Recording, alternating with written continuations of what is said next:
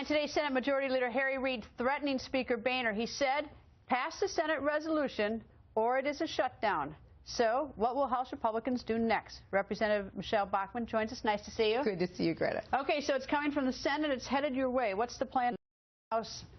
Well, the plan is going to be discussed by all the members of the House tomorrow. We'll gather at noon and we'll make our decision. I know that there's a very large contingent in the House that wants to see us defund Obamacare for a year and delay Obamacare for a year.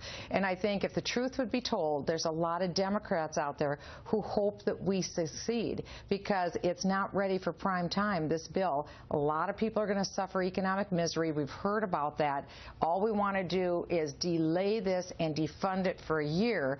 We want to get this right. It's not right now, and it only seems to make some common sense to do that. Okay, suppose you do that. You defund it for a year, delay it for a year, and then you ship it back to the Senate, and it's going to land there like it's going to go over like a lead balloon over there. And the president said that he's not going, he's not going to bargain over defunding Obamacare. So what happens when it gets back to the Senate if that's what happens in the House? Well, that's their position. They have to do something with it because at a certain point we have to make a decision. And 17 times since the 1970s, the government has gone through this. It's called brinksmanship and negotiation, and then they finally made a decision. Sometimes you have to get to a crisis point to finally make a decision. But who's going to blink first? Because that's the question. That's the question. Right now, Harry Reid thinks that the House Republicans will blink. We're not ready to blink. We're not blinking. We're taking no-dos. Our goal right now is to make sure that we do what we've been told to do and sent to do, and that's get it right with Obamacare. All right, but if it, I just can't see, unfortunately, I can't see the House Republicans giving in on this or caving, and I can't see the Democrats in the Senate either, because the Democrats in the Senate are as passionate about their position as the House Republicans are. But the American people want us to do something about this bill. And so it isn't just my way or the highway on either side. We think a big compromise, because remember, the bill that we sent over to the Senate was defunding of Obamacare forever. Forever. So what we're saying now is defund Obamacare for a year, completely delay Obamacare for a year, and take a look at that bill over the next year. That's what we're saying. So this is what, I'm not saying that's what the position will be tomorrow. I'm saying that's what a large group within the House believes that we should do. So we'll find out tomorrow what we actually do. But again, Harry Reid and Barack Obama can't just have it their way the whole time. They draw this red line in the sand. The president, as you've heard before, is busy negotiating with Putin. He's negotiating with the president of Tehran. But he won't pick up the phone and call us. We shouldn't be at this crisis point. Can you call him? Can Speaker Boehner call him? Of course he can, but the president called Speaker Boehner. Speaker Boehner told us this, that Speaker Boehner was on a trip. He got to Dallas. He picked up his cell phone, and it was the President of the United States. Hi, John. I just want you to know I'm not negotiating. I'm not going to negotiate. This is the way it is. Well, I'm sorry, Mr. President, but that's not what we're hearing from the American people.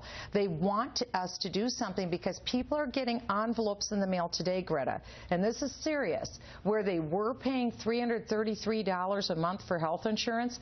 Now they're told they're going to have to pay $965 a month for health insurance, and where are they going to get the scratch? They don't have it. All right, so we're not just going to stand by. So your thinking is that if you have another year, two things can happen from your perspective. One is that you have a chance to change things in the bill, and the other is perhaps get some more wind behind your sails with the American people, that they will dislike Obamacare and that they'll come to your aid. Is that sort of your thinking? Because I'm going to ask you a question from there. I think it is, because all you have to do is look at what did the head of the DNC, Debbie Wasserman Schultz, say.